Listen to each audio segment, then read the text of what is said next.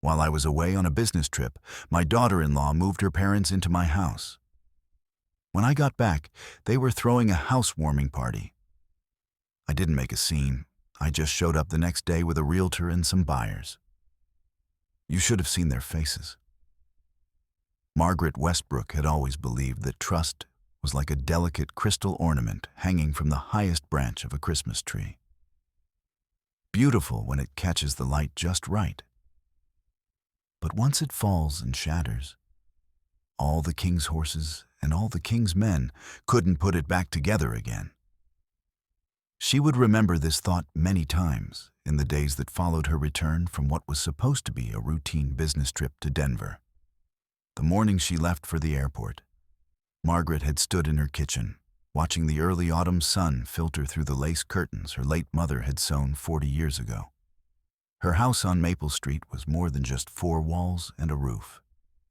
It was a sanctuary built with 63 years of memories, laughter, and yes, tears too. Every creaking floorboard told a story. Every photograph on the mantelpiece held a precious moment in time. Margaret had worked hard for this house. After her husband Robert passed away 7 years ago, she could have easily sold it and moved to one of those sterile retirement communities where everything smelled like disinfectant and the walls were painted in colors that reminded you of hospital waiting rooms. But this house was her anchor in a world that seemed to change faster than she could keep up with. Here, she could still feel Robert's presence in the way the afternoon light hit his favorite reading chair. Still hear the echo of their son Daniel's childhood laughter bouncing off the walls. Daniel. Her only child, now 35 and married to Vivian, a woman who smiled with her mouth but never quite with her eyes. Margaret had tried so hard to love her daughter-in-law, to see past the way Vivienne would rearrange Margaret's kitchen cabinets without asking, or how she'd make little comments about the house being so old-fashioned and in need of updating. After all, Daniel seemed happy, and wasn't that what mattered most? The business trip had come up suddenly. Margaret worked as a consultant for a small architectural firm, and at 63 she was still sharp as a tack when it came to reviewing building plans and ensuring everything met code requirements. The Denver project was important, a new shopping complex that would employ hundreds of people, and they needed her expertise. She'd be gone for 10 days, maybe 2 weeks at most. Before leaving, Margaret had given Vivienne a spare key just in case there was an emergency. It seemed like the responsible thing to do. After all, Vivienne was family now, wasn't she? Margaret remembered standing at her front door, suitcase in hand, looking back at her beloved home one last time before the taxi arrived. If she had known what she would find upon her return, Margaret might have hidden that spare key in the bottom of the deepest well and thrown away the rope. The Denver project had gone smoothly, almost too smoothly. Margaret found herself wrapping up her work 3 days earlier than expected. She could have extended her stay, maybe visited the art museum she'd heard so much about, or taken a day trip to the mountains. But home was calling to her like a siren's song. She missed her morning coffee in the sunroom, missed the way her neighbor Mrs. Patterson would wave from her garden, missed the simple comfort of sleeping in her own bed. Margaret decided to surprise everyone by coming home early. She didn't call Daniel or Vivian. She wanted to see the joy on their faces when she walked through her front door unexpectedly. In her mind, she pictured the reunion, hugs and kisses. Maybe Vivian would have kept fresh flowers in the house. Perhaps Daniel would be there too, and they could all have dinner together like a real family. The airplane couldn't land fast enough. Margaret spent the entire flight thinking about how wonderful it would be to sleep in her own bed that very night. She imagined the familiar creak of the stairs as she climbed to her bedroom, the soft whisper of her cotton sheets, the moonlight streaming through the window that faced the old oak tree Robert had planted when Daniel was born. When the taxi pulled up to Maple Street, Margaret's heart did a little dance in her chest. There was her house, looking exactly as she'd left it, except there seemed to be more cars parked on the street than usual. And were those balloons tied to her mailbox? Margaret squinted through the taxi window, certain she must be seeing things wrong. As the taxi driver helped her with her luggage, Margaret could hear something that made her blood run cold. Music, laughter, the sound of many voices talking and celebrating. The sounds were coming from her house where no one should be, except perhaps Vivienne checking the mail or watering the plants. Margaret paid the taxi driver with trembling hands, her mind racing to find an innocent explanation for what she was hearing. Maybe Vivienne was having a small gathering to thank people who had helped with something. Maybe there had been a family emergency and people had gathered at Margaret's house because it was the largest. There had to be a reasonable explanation. But as Margaret wheeled her suitcase up the familiar stone walkway she had swept 1,000 times, as she passed under the rose arbor Robert had built with his own hands, she could see through the large front window that her living room was full of people she didn't recognize. Strangers were sitting on her sofa, eating from her good china, laughing and toasting with glasses of what looked like champagne. Margaret's hand shook as she reached for her front door handle, only to discover that her own key no longer worked. The locks had been changed in her own house.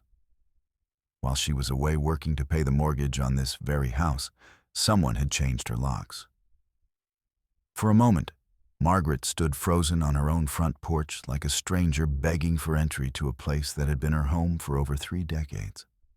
Through the window, she could see Vivienne floating through the crowd like a queen holding court, wearing a dress Margaret had never seen before, something expensive and flowing that made her look like she owned the place.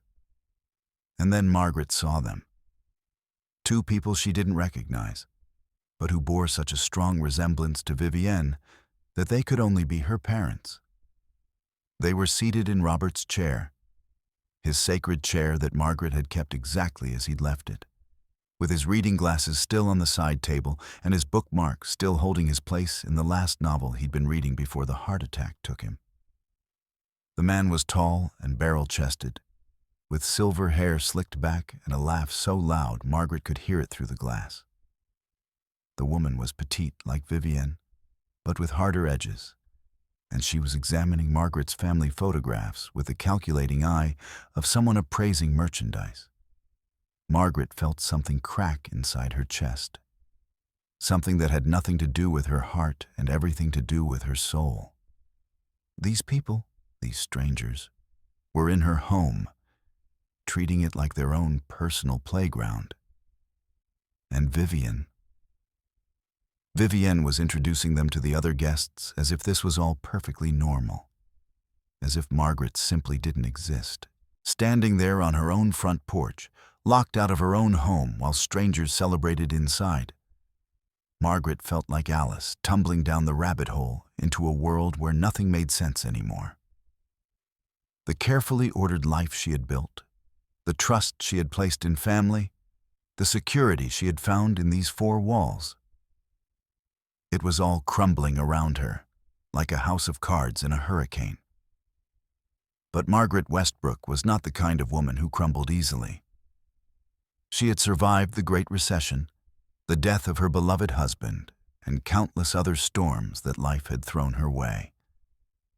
As she stood there, watching strangers drink from her wedding china while sitting in her dead husband's chair, something hardened inside her like molten steel cooling into an unbreakable blade. If they wanted to play games with her life, with her home, with her trust, then Margaret would show them that she had learned a thing or two about playing games herself over the course of 63 years on this earth. But first, she needed to understand exactly what she was dealing with. Margaret walked around to the side of her house, where she knew the spare key to the basement was hidden under a fake rock Robert had bought at a garage sale 20 years ago. The key was still there, thank goodness. Apparently, Vivian hadn't discovered all of Margaret's secrets yet. The basement was dark and cool, filled with the comforting smell of old wood and stored memories. Margaret knew every inch of this space by heart. She crept up the basement stairs like a spy in her own home, listening to the sounds of the party above her feet. Through the thin walls, she could hear conversations that made her stomach turn. "Oh yes, this will be perfect for Mother and Daddy," Vivienne was saying to someone. "They've been looking for a place to retire, and this house has such good bones. It just needs some updating, you know. Get rid of all this old-fashioned wallpaper and these heavy curtains. Maybe knock down a wall or two to open up the space." Margaret gripped the basement railing so hard her knuckles turned white. They were talking about her house, her wallpaper, her curtains that had been hanging in these windows since before Vivienne was born. "The old woman won't mind, will she?" asked a voice Margaret didn't recognize, probably one of Vivienne's parents. "Oh, she's practically senile anyway." Vivienne laughed, and the sound was like fingernails on a chalkboard. "She rattles around in this big house all by herself, talking to pictures of her dead husband. It's really quite sad. We're doing her a favor, really. She needs to be in a facility where people can take proper care of her." Margaret felt the world tilt sideways. Senile? Facility? She was sharper than most people half her age, still working full-time, still driving, still managing her own finances with the precision of a Swiss watchmaker. But apparently, in Vivienne's version of reality, Margaret was nothing more than a doddering old fool who could be easily manipulated and discarded. "Besides," Vivienne continued, "Daniel agrees with me completely. He says his mother has become too much of a burden, and it's time for us to take over. This house should have been ours years ago anyway. I mean, what does one old woman need with 4 bedrooms and 2.5 bathrooms? Margaret's blood turned to ice water in her veins. Daniel agreed. Her own son, the boy she had rocked to sleep every night for years, the child she had sacrificed everything to give the best life possible, had conspired against her, had decided she was too much of a burden. As Margaret stood in her own basement, listening to strangers plan the dismantling of her life, while her daughter-in-law spread lies about her mental state, she realized that sometimes the greatest betrayals come not from enemies, but from the people you love most. The people you trust with your spare keys and your vulnerable heart. But if Vivienne thought Margaret Westbrook was some helpless old woman who would simply roll over and let her life be stolen from under her, she was about to learn just how wrong she could be. Margaret had survived 63 years of life's curveballs, and she hadn't gotten this far by being anyone's victim. As the party continued above her head, Margaret began to form a plan. If Vivienne wanted to play chess with Margaret's life, then Margaret would show her what it meant to play against a grandmaster. Margaret spent that night in a hotel room that smelled like industrial carpet cleaner and broken dreams. She lay awake staring at the water-stained ceiling, her mind churning like a washing machine filled with betrayal and disbelief. Every time she closed her eyes, she could see Vivienne's face, hear her cruel laughter, feel the sting of being called senile by someone who couldn't even balance a checkbook without asking Daniel for help. By dawn, Margaret had made several decisions. First, she would not confront Vivienne directly, not yet. A frontal assault might feel satisfying in the moment, but it would only give Vivienne time to cover her tracks and spin more lies. No. This situation called for something more strategic, more devastating, something that would expose Vivienne's true nature to everyone who mattered. Second, Margaret realized she needed to understand the full scope of what had been done to her. How long had this been planned? What legal maneuvers had Vivienne attempted? Had she forged documents, changed bank accounts. Margaret's years of reviewing architectural plans had taught her that you never started construction without first understanding every detail of the foundation.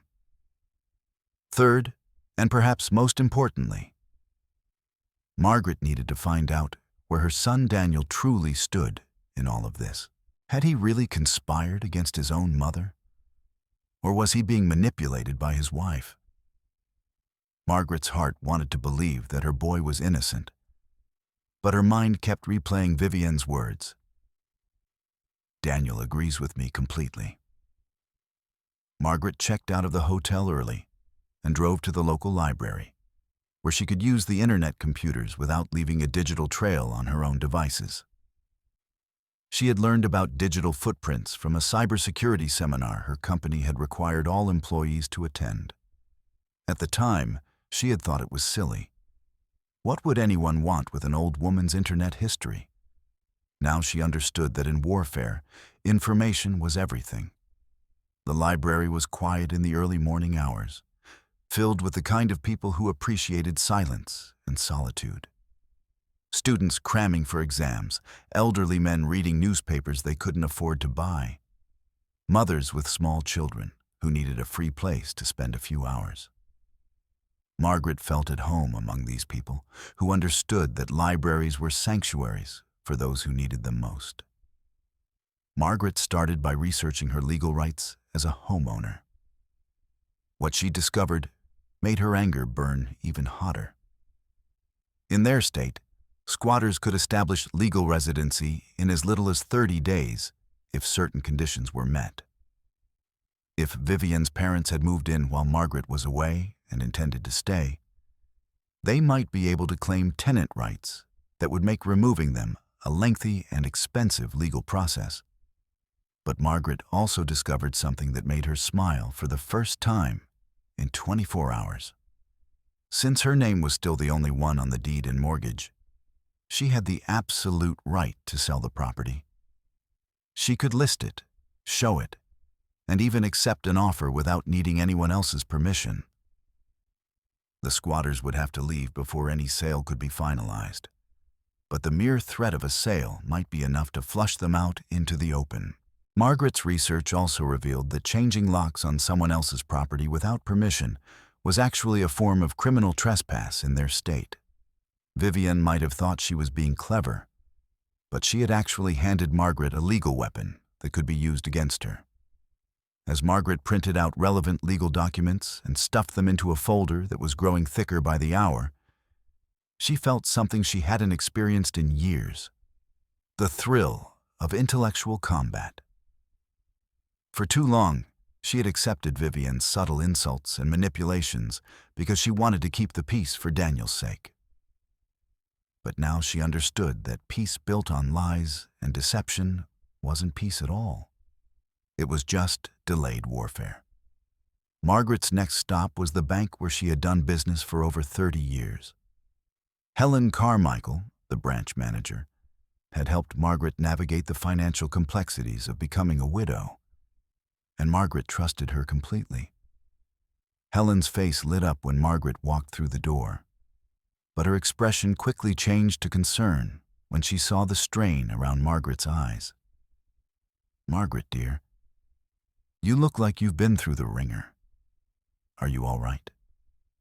Margaret explained her situation in carefully measured words, watching Helen's expression shift from concern to outrage to something that looked very much like righteous fury. By the time Margaret finished her story, Helen was practically vibrating with indignation. "That little witch," Helen said, then immediately covered her mouth. "I'm sorry, Margaret, but I've never liked that girl. Too smooth, too calculating. And the way she talks to you sometimes when she comes in here." Helen shook her head.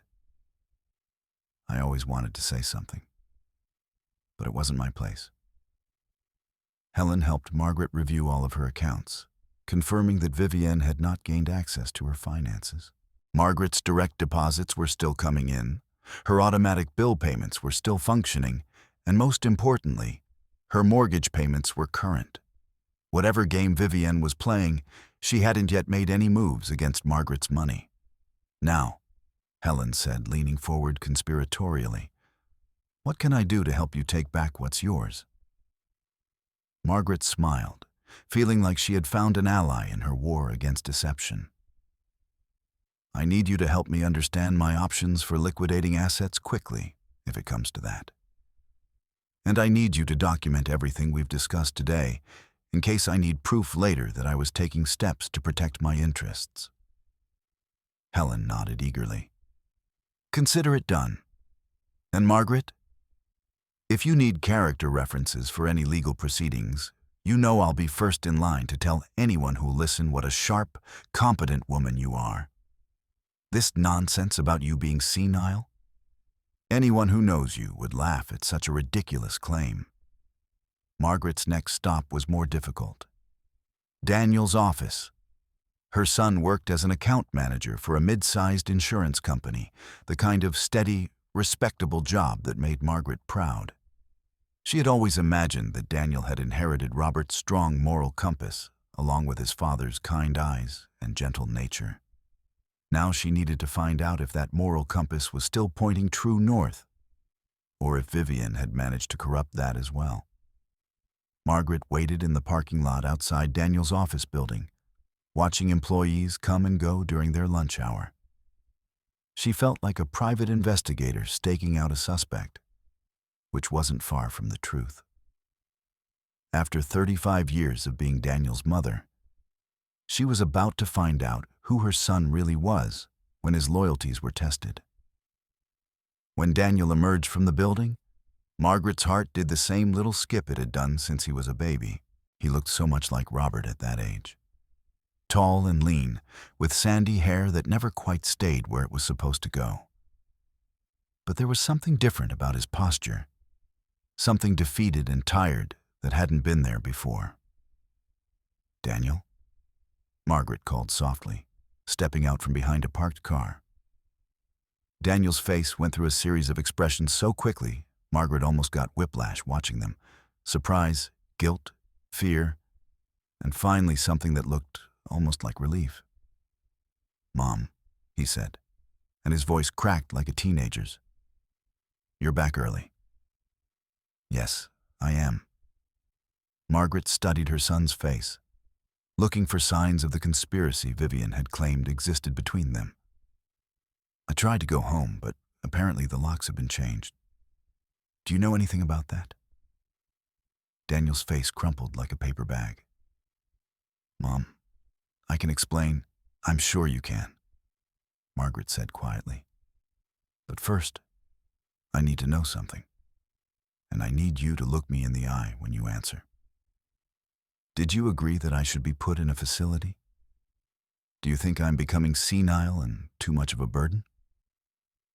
The silence stretched between them like a tightrope, and Margaret held her breath, waiting to see which way her son would fall. "God, no," Daniel said finally, and the words came out like a sob. "Mom, you're the strongest, smartest person I know. You're sharper than most people half your age. I would never—" He trailed off, running his hands through his hair in a gesture Margaret remembered from his childhood whenever he was in trouble. "Then why are Vivienne's parents living in my house? Why are they throwing parties and talking about renovations like they own the place?" Daniel looked around the parking lot as if checking for witnesses, then stepped closer to his mother. "Because Vivienne told me you had agreed to it. She said you called her from Denver and asked if her parents could stay in the guest room for a few weeks while their apartment was being fumigated. She said you thought it would be nice to have people in the house while you were away, for security reasons." Margaret felt the ground shift beneath her feet. Vivienne hadn't just betrayed her. She had manipulated Daniel too, using his trust and love for his mother against him. "And you believe that? Without calling to confirm with me?" Daniel's face flushed red. "I thought it was weird, but Vivienne seemed so sure. And she said you specifically asked her not to bother you with details because you were so busy with work. She even showed me texts that she said were from you, giving permission for her parents to stay as long as they needed. Margaret's anger shifted from Daniel to Vivian, who had apparently been planning this deception for some time. Creating fake text messages, building elaborate lies, manipulating everyone around her like pieces on a chessboard. "Daniel," Margaret said gently, "I never sent any such texts. I never gave permission for anyone to stay in my house, and I certainly never gave permission for them to change my locks or throw parties or talk about putting me in a home." Daniel's face went white. Oh God, Mom, what has she done?" Margaret reached out and took her son's hand, the same hand she had held when he learned to walk, when he was scared of thunderstorms, when he graduated from college. "She's made a very big mistake, sweetheart. But the question now is, are you going to help me fix it?" Daniel squeezed his mother's hand so tightly it almost hurt. "Tell me what you need me to do." Margaret smiled, feeling like she had gotten her son back from whatever spell Vivienne had cast over him. "First, I need you to go home tonight and act like nothing has changed. Don't let Vivienne know that you've talked to me or that you know the truth. Can you do that?" Daniel nodded, though Margaret could see the effort it was costing him. "Second, I need you to start documenting everything. Take pictures of my house, of any damage or changes they've made. Record conversations if you can do it safely. We're going to need evidence of what they've done." "And third?" Daniel asked. Margaret's smile turned sharp as a blade. "Third, you're going to help me give Vivienne and her parents a housewarming party they'll never forget." As Margaret drove away from Daniel's office, she felt like a general who had just secured a crucial alliance before the battle. But she also felt something else, a deep sadness for the innocence that had been lost. The trusting relationship she had tried to build with Vivian was revealed to be nothing more than an elaborate deception. The simple joy of coming home from a trip would never be the same. But Margaret had learned long ago that life rarely gave you the option of keeping everything you treasured intact. Sometimes the only choice was between fighting for what mattered most or letting it all slip away without a fight. And Margaret Westbrook had never been the kind of woman who went down without swinging. That evening, Margaret checked into a different hotel and spread her growing collection of documents across the small desk. Legal papers, bank statements, printouts of property laws, and now Daniel's promise to help her reclaim what was rightfully hers. She felt like a war room strategist, planning the most important campaign of her life. Tomorrow, she would begin phase 2 of her counterattack. And by the time she was finished, Vivian would understand that underestimating Margaret Westbrook had been the biggest mistake of her calculating little life. Margaret woke up the next morning with the kind of clarity that only comes after a storm has passed. And you can finally see the landscape for what it truly is. She had spent years tiptoeing around Vivian's moods and manipulations, making excuses for behavior that had grown increasingly bold and disrespectful. Now, stripped of all illusions, Margaret could see the situation with the sharp focus of an architect examining a building's structural flaws. She dressed carefully that morning, choosing clothes that made her feel powerful. Her navy blue suit that Robert had always said made her look like she could run a Fortune 500 company. Her pearl earrings that had belonged to her grandmother, and her most comfortable heels that gave her just enough height to look down on people who needed looking down upon. Margaret's first stop was the office of Patricia Morrison, the best real estate agent in town. Patricia was a woman in her 50s who had built her reputation on discretion, efficiency, and an uncanny ability to read people's true motivations. Margaret had chosen her carefully, after researching every agent in the area online. Patricia's office was in a converted Victorian house that managed to feel both professional and homey. The walls were covered with photos of happy families standing in front of houses that Patricia had helped them buy or sell. Margaret wondered if any of those families had experienced the kind of betrayal she was dealing with, or if their smiling faces represented the normal, uncomplicated transactions that made up most of Patricia's business. "Mrs. Westbrook," Patricia said, rising from behind her desk with the kind of warm smile that seemed genuine rather than practiced. "I have to say, your phone call yesterday was one of the most intriguing I've received in 20 years of doing this job. Please, sit down and tell me exactly what you have in mind." Margaret had thought carefully about how much to reveal. Too little information, and Patricia might not understand the urgency. Too much, and she might decide this was more drama than she wanted to deal with. Margaret settled on a version of the truth that emphasized the business opportunity while hinting at the personal stakes involved. "I need to sell my house quickly," Margaret began. "There are people currently living there without my permission, and I believe the shock of potential buyers viewing the property will motivate them to leave voluntarily, avoiding the need for lengthy legal proceedings." Patricia leaned forward, her eyes sharp with interest. "How quickly are we talking?"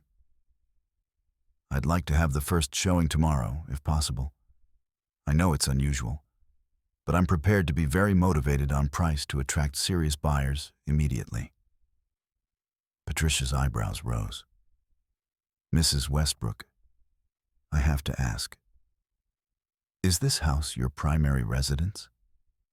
Because what you're describing sounds like you're planning to sell your home out from under people who are living there, which could create significant legal complications." Margaret had anticipated this question and had prepared her answer carefully. "The house is legally mine. The people living there have no legitimate claim to residency, and I have every right to sell my own property. I understand there may be complications, but I believe those complications will resolve themselves once the unauthorized occupants understand that I'm serious about exercising my property rights." Patricia studied Margaret's face for a long moment, and Margaret could practically see the wheels turning in the real estate agent's mind.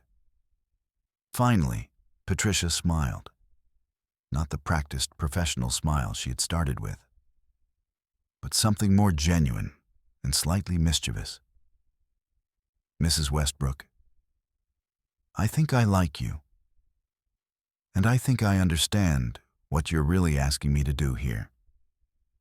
You want to put pressure on some people who have taken advantage of your hospitality, and you're hoping that the prospect of strangers traipsing through their house will make them reconsider their position." "That's a very perceptive way to put it," Margaret said. "Well then," Patricia said, pulling out a legal pad and clicking her pen with the decisive motion of someone accepting a challenge, "let's talk about making this happen, but I have to warn you.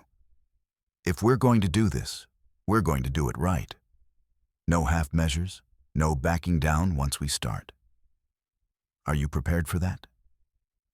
Margaret thought about Vivian's laugh when she called Margaret senile, about her son's manipulated confusion, about strangers sitting in Robert's chair and planning to redecorate her life. "Miss Morrison," she said, "I've never been more ready for anything in my life." Patricia's grin was fierce as a warrior's. "Then let's give these people a housewarming party they'll remember for the rest of their lives." While Patricia began the paperwork to list Margaret's house, Margaret drove to the law offices of Henderson, Clark and Associates. She had chosen this firm not because they were the largest or most prestigious in town, but because James Henderson had a reputation for being both brilliant and slightly ruthless when his clients' interests were threatened. Margaret's research had revealed that Henderson had started his career as a public defender, fighting for people who couldn't fight for themselves, before transitioning to private practice, where he continued to champion underdogs against more powerful opponents. Henderson's office reflected his background. Comfortable but not ostentatious, filled with law books that looked like they were actually read rather than just displayed for show. Henderson himself was a compact man in his 40s with graying temples and the kind of steady gaze that suggested he had seen every variety of human behavior and was rarely surprised by anything anymore. Margaret explained her situation with the same careful balance of facts and restraint she had used with Patricia Morrison. Henderson listened without interrupting, occasionally making notes on a legal pad, his expression growing more interested as Margaret's story unfolded. "So, let me see if I understand this correctly," Henderson said when Margaret finished. "Your daughter-in-law used a key you gave her for emergencies to move her parents into your house while you were out of town. They changed your locks, making you unable to access your own property. They're now claiming residency rights and discussing permanent occupancy without your permission. And your daughter-in-law has been spreading false claims about your mental competency to justify these actions." "That's correct." Henderson leaned back in his chair, and Margaret was surprised to see what looked almost like anticipation in his eyes. "Mrs. Westbrook, what your daughter-in-law has done isn't just ethically wrong, it's potentially criminal. Breaking and entering, theft of services, fraud, possibly elder abuse, depending on how we want to frame the competency claims. She's handed you enough legal ammunition to destroy her." "I don't want to destroy her," Margaret said carefully. "I want to reclaim my home and my dignity. I want my life back." "Understood. But sometimes the best way to reclaim what's yours is to make sure the people who took it understand the full consequences of their actions." "What did you have in mind?" Margaret told Henderson about her plan to list the house for sale and bring potential buyers through for showings. Henderson's smile grew wider with each detail. "Brilliant," he said when she finished. "Absolutely brilliant. It's perfectly legal. You have every right to sell your own property. It puts maximum pressure on the unauthorized occupants without requiring lengthy court proceedings. And it sends a very clear message about who actually owns that house." "Will it work?" Margaret asked. "Oh, it'll work," Henderson said. "The question is how they'll respond when they realize you're not the helpless old woman they thought they were dealing with. Are you prepared for this to get ugly?" Margaret thought about all the years she had swallowed Vivian's subtle insults, all the times she had bitten her tongue to keep the peace, all the ways she had made herself smaller to accommodate someone who saw her kindness as weakness. "Mr. Henderson," she said, "I think it's time for ugly." Margaret spent the rest of the day making preparations that felt like assembling pieces of a complex machine. She opened a new bank account at a different branch, one where Vivian wouldn't be able to charm information out of familiar tellers. She changed the address on all her important accounts to a post office box. She bought a new cell phone with a different number and gave the new number only to Patricia Morrison, James Henderson, and Daniel. That evening, Margaret called Daniel from her hotel room. Her son answered on the first ring, and she could hear the strain in his voice immediately. "Mom, are you okay? Vivian's been asking where you are. She seems agitated." "I'm fine, sweetheart. Has she said anything specific about why she's agitated?" "She keeps saying you're probably off somewhere making trouble and that we need to find you before you do something crazy. She's also been on the phone with her parents a lot, and they keep talking in whispers and then stopping when I come into the room." Margaret felt a surge of satisfaction. Vivian's instincts were telling her that something was wrong, but she didn't know what or how to fix it. Good. Let her feel uncertain for once. "Daniel, I need you to do something for me tomorrow. Can you arrange to work from home?" "I think so. Why?" "Because tomorrow afternoon, There are going to be some people coming to look at the house, real estate people. I want you there to witness whatever happens." Daniel was quiet for so long that Margaret wondered if the call had been dropped. Finally, he spoke, and his voice was filled with something that sounded like awe. "Mom, are you selling the house?" "I'm exploring my options, sweetheart. And I want Vivian and her parents to understand that I have options they haven't considered." "What do you want me to do?" "Just watch. Take pictures if you can do it discreetly." "And Daniel?" "Whatever Vivian says tomorrow, whatever emotions she displays, remember that everything she's told you for the past 2 weeks has been a lie. Don't let her manipulate you again." "I won't," Daniel said. And Margaret could hear steel in his voice that reminded her of Robert when he was determined about something. "Mom, I'm sorry I didn't see through her lies earlier. I should have called you to confirm before I let any of this happen. You trusted your wife, sweetheart. That's what good husbands do. It's not your fault that she abused that trust." After she hung up, Margaret sat in her hotel room looking out at the city lights and thinking about the difference between revenge and justice. Revenge was about making people pay for hurting you. Justice was about restoring balance and making sure the same hurt couldn't happen again. Tomorrow, she would find out which one she was really after. Margaret woke up the next morning feeling like a general on the eve of battle. She dressed even more carefully than she had the day before, choosing clothes that made her feel like the formidable woman she had always been underneath the accommodating mother-in-law persona she had worn for too long. At exactly 10 o'clock, Margaret's phone rang. It was Patricia Morrison, and her voice was practically vibrating with excitement. "Mrs. Westbrook, I have to tell you, I've never had a listing generate this much immediate interest. I've got 3 couples who want to see the house this afternoon, and 2 more who are coming tomorrow. Word is getting around that this is a motivated seller situation, and everyone wants to get a look before someone else snaps it up." "Perfect," Margaret said. "What time is the first showing?" 2 o'clock. I'll meet you there at 1:30 so we can do a quick walkthrough and discuss strategy." "Actually," Margaret said, "I won't be there for the showing. This needs to look completely legitimate, and having me there might complicate things.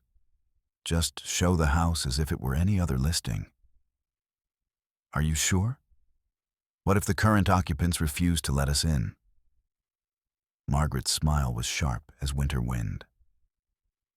"Ms. Morrison, I think you'll find that they're very eager to cooperate once they understand what's happening." Margaret spent the morning in a coffee shop across town, far enough away from Maple Street that there was no chance of accidentally encountering Vivienne or her parents before the main event. She tried to read a magazine, tried to focus on the news, but her mind kept drifting to what was about to unfold in her beloved home. At 1:15, Margaret's phone buzzed with a text from Daniel. "They know something's up. Vivian's been pacing and making phone calls all morning. Her parents are asking a lot of questions about property laws. I think they're scared." Margaret typed back, "Good. They should be." At 2 o'clock exactly, Margaret's phone rang. It was Patricia Morrison, and she was laughing so hard she could barely speak. "Mrs. Westbrook," Patricia gasped between giggles, "you should have seen their faces. I've never witnessed anything so beautiful in my entire career." "Tell me everything," Margaret said. "Well, I showed up with the first couple, the Johnsons, lovely people looking for a house with character. And I rang the doorbell just like I would for any showing. This woman answered the door, and I could tell immediately she was not expecting us. She looked like she'd seen a ghost." "That would be Vivian," Margaret said. "Right. Well, Vivian tried to tell us there had been some mistake, that the house wasn't for sale, but I had all the paperwork. Legal listing agreement signed by the homeowner, keys provided by the homeowner, full authorization to show the property. When I explained this, she got very flustered and started saying something about being family and having permission to live there. Margaret could picture Vivian's face, the way her composure would crack when she realized her carefully constructed lies were about to be exposed. What happened next? Well, the husband, your son Daniel, I assume, he came to see what the commotion was about. And here's the interesting part. When he heard what was happening, he stepped aside and said, "Please, come in. The house is beautiful and I'm sure you'll love seeing it." The look his wife gave him could have melted steel. Margaret felt a surge of pride for Daniel. In the moment of truth, he had chosen to stand with what was right rather than what was comfortable. The parents came running when they heard voices. Patricia continued. Older couple, and they immediately started demanding to know who had authorized this showing. I explained that the homeowner had listed the property for sale, and the woman, the mother, I think, started screeching about squatters' rights and how they'd been living there for weeks. Margaret's blood pressure spiked. Weeks? That's what she said.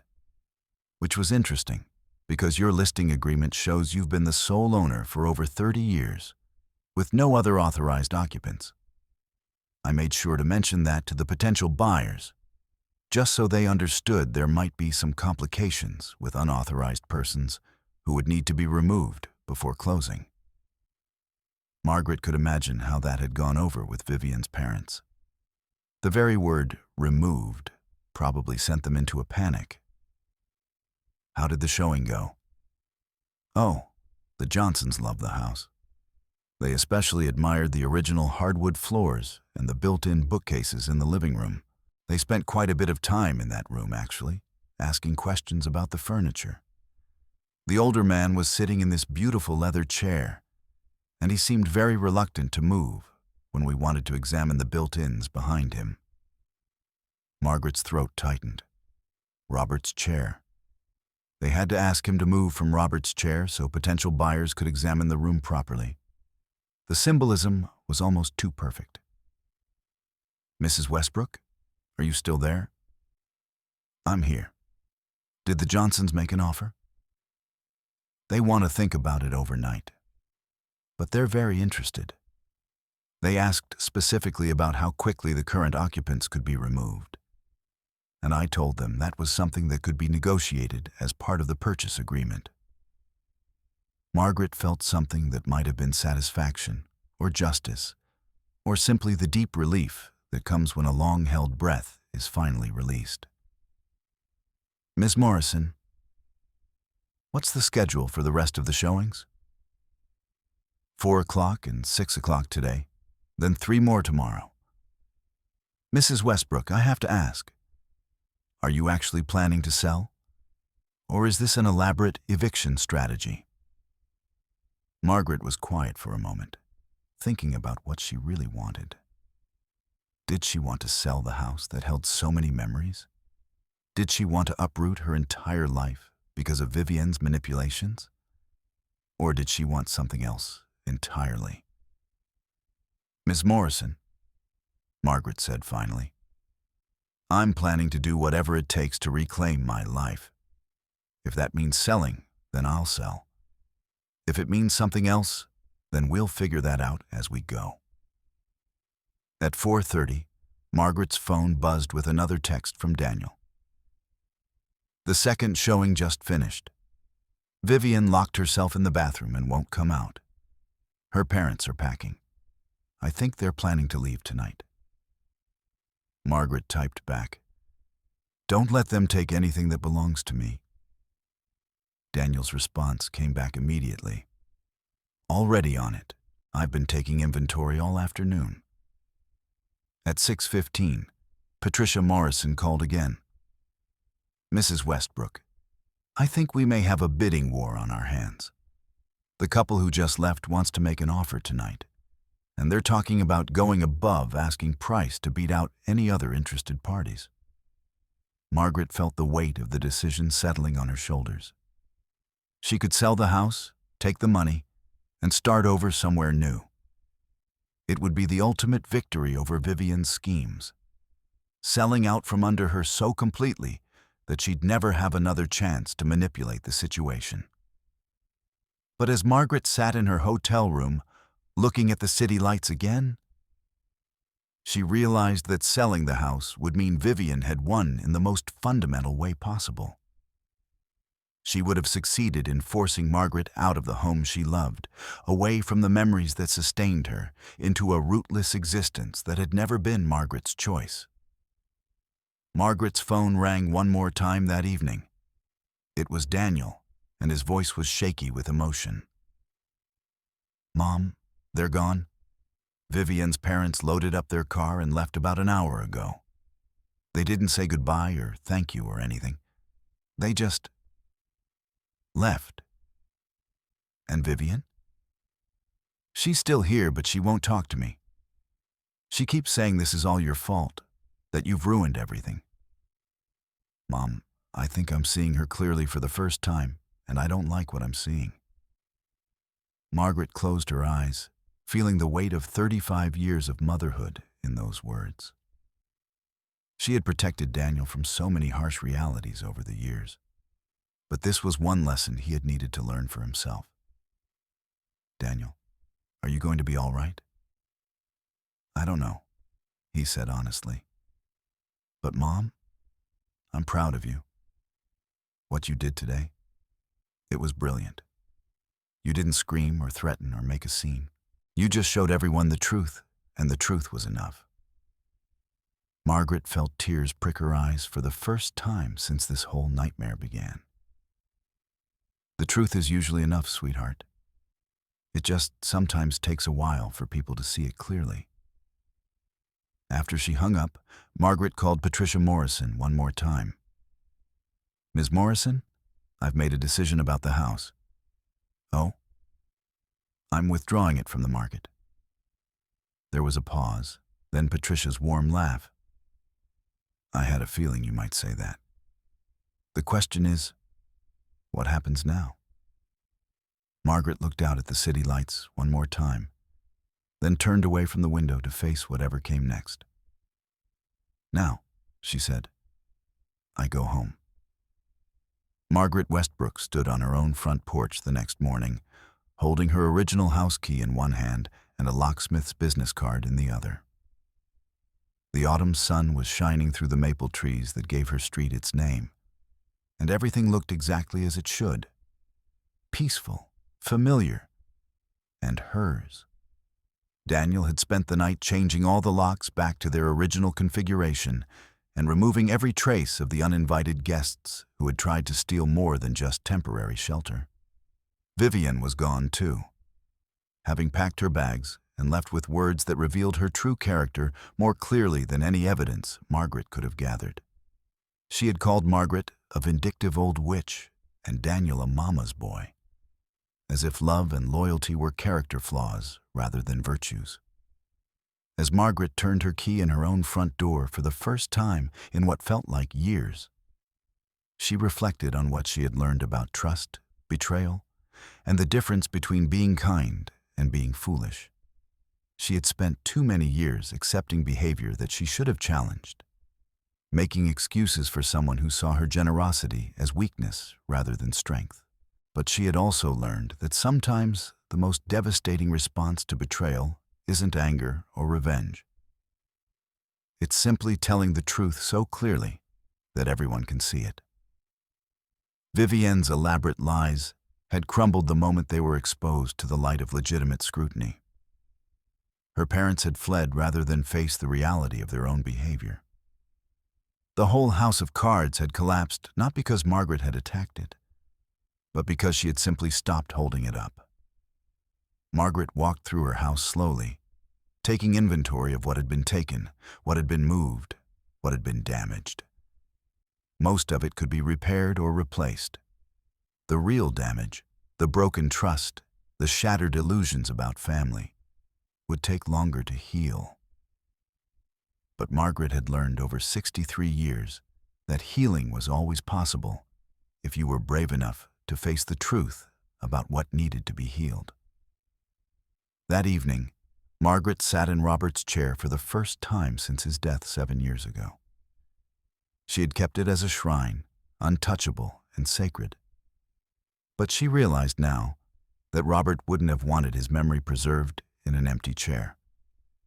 He would have wanted it preserved in the courage to defend what mattered, in the wisdom to see clearly through deception, and in the strength to rebuild what had been damaged. Margaret picked up the book Robert had been reading when he died, found his bookmark still holding his place, and began to read where he had left off. Outside, the maple trees rustled in the evening breeze, and inside, Margaret Westbrook was finally, completely, home. The greatest victory wasn't that she had kept her house. It was that she had remembered who she was.